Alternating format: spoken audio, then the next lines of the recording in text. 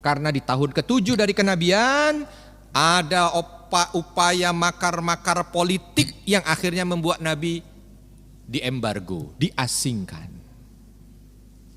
Dan gak bisa ada yang menolak. Nabi dan kaum muslimin kala itu harus ikut putusan itu.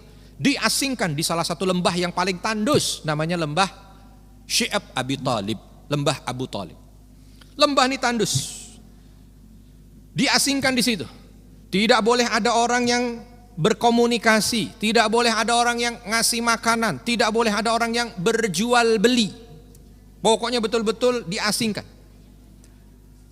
Disitulah Nabi dan kaum muslimin hidup beralaskan tanah, beratap langit. Berapa lama? Bukan sehari 2 hari, Pak. Bukan sebulan 2 bulan. 3 tahun. Kita kemah 3 hari aja pulang badan pegel semua. Ya, padahal namanya nasi kotak lengkap pagi, siang, sore. Tenda juga bagus. Itu aja udah pegel. Masuk angin. Ini 3 tahun. Dan ternyata itu yang membuat kondisi kaum muslimin sangat lemah. Begitu balik semua sudah tidak ada kekuatan lagi. Ya, ada cerita sendiri tentang kenapa bisa balik dari putusan politiknya orang-orang kafir Quraisy ini. Tapi kita nggak cerita di situ. Ini hanya mukadimah Isra dan Mi'rajnya. Begitu balik semua dalam kondisi yang sangat lemah. Kaum muslimin nggak punya kekuatan.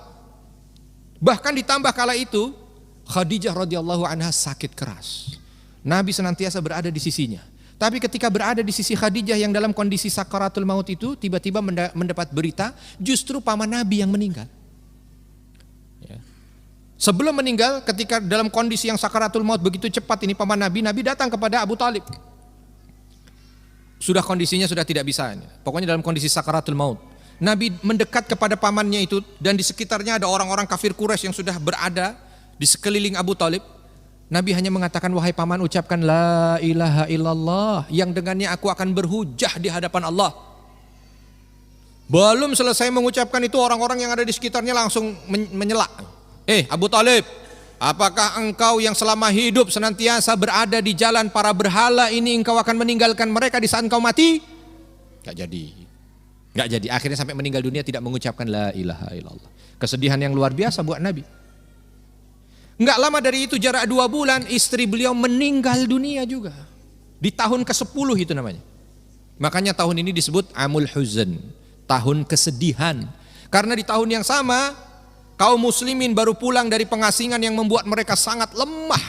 Tidak ada kekuatan sama sekali.